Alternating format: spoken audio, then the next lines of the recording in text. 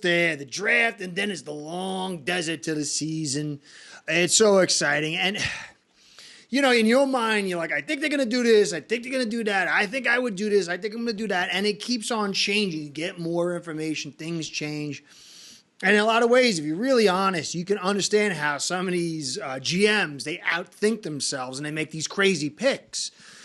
So I know what I would do. You probably, if you watch me, know what I would do too. But I'd only do that if the right D-line or O-line was there. But if they're not, you know, there's other options. But I'm seeing a lot of stuff, blips of Hill in the news. And when you look it over, his contract, the fact that they haven't extended him, and if you view it from the lens of Chris Grier, who expects to be here for quite some time, he expects Mike McDaniel to be here for quite some time, Tua to be here quite some time, and the Hill and Waddle heavy receiver speed talent, whether you like it, agree with it, or you don't like it, don't agree with it, it appears that's their formula. And so I'm going to get into all these blips about Hill and kind of say that, you know what? The receiver, it started with the receiver, remember? Worthy, it was like the big deal, and it was the bromance, and then we kind of moved off that, and we kind of went to a different direction. But I don't know. I'm going to go cover these stories and show you the situation, and I definitely would not be surprised if receivers on the menu, because there's a lot of them, guys. And this doesn't have to be the first round. Leggett, some people see him coming into the first round. Some people see him going into the third round. So it's all on it. And there's also the tight end situation, too. So that can factor into this. Anyway, I'm going to get into all that. First, though, I before I get into the Hill thing, I was doing a quick thing on Tua. You know, Tua, it's ridiculous, the vacillation, the extremism that, you know, greatest ever, he's walking on water, or he's living in a land of pee and he can't do anything right. There's like very little middle ground. And, you know, it's football, it's passion. But I want to look at Drew Brees' numbers here, his career. You can see right here, it was 2008 where Brees became Brees. He was at a position where they drafted another quarterback, Phillip Rivers. They went with him. He got injured. They were done with him anyway without the injury. Then he went to New Orleans, and he had some, you know, decent seasons. I mean, if you look with the Chargers, he had that one really good season in 2004, 27 touchdowns, 7 ints, was pretty good, 104 quarterback rating, but it was only 3,100 yards. And this is after, you know, this is when Manning and Brady made all the rule changes. And so 5, 6, 7, it was only 2008 where he really started to take off with the 34 touchdowns and 7 interceptions and a 5,000 yards. And, you know, and then he took off and became Brees, who we know. Guys like Tua and Brees and Brady, there's a lot of other quarterbacks like that. They're just not, you know, super, super athletic. And for them, it's about building the skill set up, learning the professionalism, finding edges, pre-snap, post-snap, dialing in your mechanics. There was somebody who was talking about Brady, how insane he was, the critiquing he had on his mechanics. He had a whole team on it. And for these guys, dialing that stuff in takes them to that next level. And you really can't say, oh, well, you know, you look at Tua after year 4, would be 2004 with Brees, and say he is what he's going to be. We don't know. Now, it's not the easiest road when you have to do these things, because there's a lot of things you got to pull into place. But guys, let's just understand, Tua might not be the guy. He might be the guy. But by him working on his mechanics, by him pulling together on how to stay healthy, getting pre-snap, post-snap, learning things, marinating in the same system, it's all giving him an edge to build on the production you're seeing. And you can't say the kid is this or that at this stage. Really, the injury thing was the biggest thing. If he gets injured this year, it's serious, and he misses games, then we could talk. But last year had to really put a pause on that to get the full evaluation. If you get 2 seasons of no injuries, look at Brees. He was just about done. We didn't want him. We wanted Culpepper. So just kind of taking a historical narrative, understand that he might not be the guy, but I don't think he's the worst guy ever. And he might be the guy, but he's not going to be the greatest guy ever. Let's just let this play out. The kid's doing work. Let's see what happens. A lot of factors go into this. But again, Brees took a long time too. And so did Brady when you really think about it, because remember, it was always Manning. And then Brady finally took off. He was just a game manager. So anyway, let's get into Hill. Before I get into Hill, though, guys, like, subscribe, comments, views, all that stuff keeps me in business. So please hit the like button, say a comment in the little section down below. If you subscribe, if you're not subscribed, subscribe. And if you are subscribed, hit the notification bell. All that stuff keeps Curtis doing what I love to do, which is cover the Dolphins, cover football. So I want to give you a shout out to Ace Bread, my sponsor, because that do you, this show ain't going down. Ace Per Head's betting software is the premier white label platform for bookies to manage their players and grow their sportsbook operation. Click the link in the description below to get set up in minutes. Ask for the Curtis promo and get a special introductory discount. All right, so we heard the whole thing about McDaniel. McDaniel came out there and said, hey, I thought you were supposed to be the best player. What are we playing you for? You got jammed in the ground. I think it was by Snead. You know, you got jammed and you fell on your face. And he said, I really appreciate that. Held me accountable. Makes me want to take it higher. And there was a whole discussion. Whatever. Personally, for me, getting jammed into the ground like that is not the end of the world. I think that if you're going to have those talks, I'm glad we had them. And I like to see McDaniel have them, because I think you can't be too hard, you can't be too soft. So I like to see that, but I don't know what it's all going to amount to. But I like to see it for the drops more than the jam. The jam happens. He didn't expect that. Who does that? It was a surprise move, came in, jammed, and fell down. Okay. Anybody who's played the sport's been there just about, The drops against the Chiefs, the drops against, who was the other drop? We had a bunch of drops. He had a bunch of drops. Ravens. Those are the ones that, this is a game, that Chiefs game it could have been a game changer. That's where I'd like to have heard it. But, it is what it is. It's good to hear from McDaniel. It's not the end of the world. I like to see how he talked about it, showed some humility, and showed that, he could take the hard corrections, which we all, everybody needs that. Everybody needs to work on their weaknesses. Then there's the whole thing about him being covered by Deion Sanders, and he said he'd get 175 and 2 TDs. And then he said, who did he cover? Jerry Rice, Andre Reed, Michael Irving. I don't know. I was too much focus on himself. Why would you even say that? There's been a lot of that. I'm not saying the guy's a bad guy. But then I was talking to told me all the stuff that was going on in the offseason. I didn't even hear half the stuff. I don't pay attention to it. At least he hasn't got punished yet. He hasn't gotten real trouble yet. There's been some weird stuff. But all this stuff kind of is getting more and more loud. And it can be annoying a little bit. None of us like Tom Brady, but you got to respect the guy. The biggest problem with a lot of the effing kids these days, it's all about them. It's all about them, their brand, their social media. When it's all about me and not about us, there's no way to succeed as a team.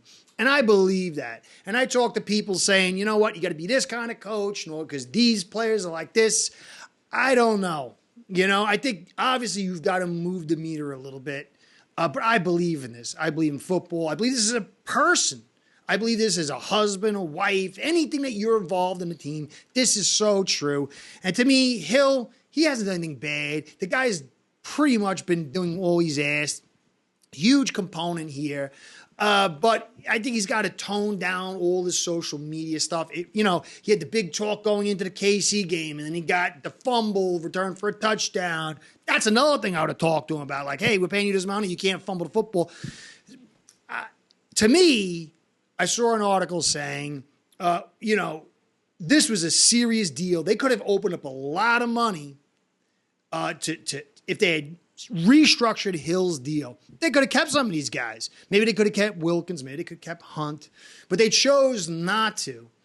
And that says they're very serious about moving off Hill. And I think they've got to. When you look at the this little image here, let me find it first. All right, when you look at this image here, you can see Tyreek is currently 30 years old. He's making $19 million. This goes back to what Omar Kelly says. They make this contract. They say they're making this much a year, but really they're not making that. So his valuation is $19 million. But he's 30 years old. And if you look, you'll see on the right-hand side, you'll see dead money and cap savings pre-June and post-June. And there's a red circle around there. And you'll see there's no way you can obviously get rid of him this year. We know that. Duh. Okay. But 2025, pre-June, you lose 22 and gain 11. And even if you waited to post-June, it would be 11 and 22. You would lose 11 and gain 22. But when you look down below, you can see 2025, we only have 31 million with another plus 20 million-ish because of the cap growth, but only 32 players on our rosters. We can't get rid of Hill, 25 or 26. But 24, 25. But if you look at 26, you'll see pre-June, post-June, you save 45 million and you only get dead money of 11 million, which is split over 2 seasons, 5.5 and 5.5. So it's clear they're aiming at a 32-year-old Tyreek Hill is going to be moved off the roster. And I had said that a couple of weeks ago. I said, that's really, and I think we all kind of knew. It's not like, whoa, Karnak the Great, Nostradamus wrapped into one. But 2026 looks like Hill is gone. But my point is, in this draft, it's such a deep receiver draft. That you're probably not going to find. When you get these high point, really good deep drafts on a position group, usually it flatlines for a year, maybe 2 years before you get something. This is a rare receiver draft. And you can find guys in the second round and you guys find in the first round. So if you look at Grier's philosophy and McDaniel's philosophy, they are not super, super duper high on spending on the offensive line. They believe in 2 wide receivers. You realize that Waddle's going to get a massive contract next year, and then the following year, Hill's probably going to be gone. You might not get a chance like this again, and you might want to get the guy in here because even if something happens to Waddle or Hill, you're trying to win now. You're trying to make sure Tua grows. You're trying to push this offense. You'll have a guy to come in, and you can have the 3 wide receiver set, which will be totally insane with the speed. And then if one of these guys go down, you can keep the leverage going and keep the general theme, the thematics of your offense. And then when you want to move off Hill, Waddle will be in the second year of his mega contract. And then, whoever you draft now is going to be in the second year of their rookie contract with 2 more years and likely the 5th-year option. And so then as Waddle starts getting older, you could do to what you're doing to Hill, to Waddle if you want, and then you would have this other guy in the wings. And so if you look at a long-term vision, it could be because of what Hill's kind of doing and what's going on in the background. Like, we're hearing all this stuff that's going on in his life, and that's all on the surface. But there's detectives from the Dolphins looking into this guy, checking up on him, and I'm sure there's a whole host of underground stuff.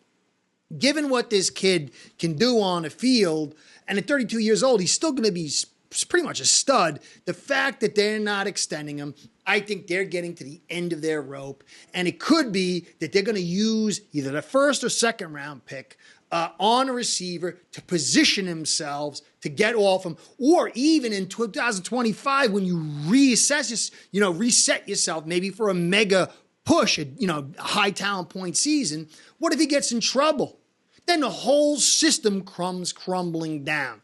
So I think there could be first or second round. I am feeling a lot more, not that I would do it, but I think that they are really gunning for receiving that first or second round with what, a lot of us want, maybe the offensive line or the defensive line in the opposite pick, that first and second round, because then you don't go again to the 5th unless you trade back. So I definitely think there is a receiver in the mix. To me, I out from your 3 yards per carry, GAWA's on the comment section. He's got me turned on to Leggett. I really like the possibilities, but there's other guys out there. But then there's also the possibility that you can get that offensive lineman, a D tackle you want, and maybe Leggett's gone. But what about Jatavion Sanders at tight end? Is talk about him having interest. And if you look at what San Fran likes to do, you could have a guy that's like a Jonnu Smith, a young Jonnu Smith. Sanders ran a 4.69 in a 40 and a 4.32 in the shuttle. And then Jonnu ran a 4.62 and a 4.18. Kind of, Sanders is a little bit taller. You could maybe say, hey, you know what? We might start shifting into more of that San Fran offense. We believe in Easy. Maybe he's the guy to come in and do these little things, and you're going to stick with Waddle and Hill, and then maybe move off Hill, and then you're going to have your tight end. So I think they're going to add a receiving asset because all this quietness as far as wanting to extend Hill and all the noise around him seems like they might. Not saying that's what's going to I would do, but if we grab that offensive lineman and then you add say, a Leggett, I mean, that would be pretty impressive, even though I'd still want Sweat and stuff like that. Still to me, I still don't want JPJ because of the injuries in that first round, but I can understand, maybe passing on that offensive line in the first round, but then there's guys in the second. I don't know. We'll see. I just definitely think they're going to be aiming for some kind of receiving threat, whether it's tight end or receiver. You can't really pass on a deep draft like this. Anyway, guys, I don't know. Who knows what's going on here? It'll be very interesting. I think I'm going to try to do my final mock draft. It's so hard with OCD to try to pin down what I think they're going to do. But this quietness definitely, I think, means they're going to be aiming for a receiver in this draft in the first or second round. I think this Tyreek's starting to bubble up, and if you don't have success this year, it could boil over. I don't know. We'll see. Hope not. Hope everything is beautiful and we do well and they pick the perfect guys, whoever that might be. Anyway, Curtis saying, thanks for stopping by. See you soon. Curtis out. Go Fins. Start building your own online sports book today by getting signed up with aceperhead.com service that'll allow you to book action on sports from all around the world.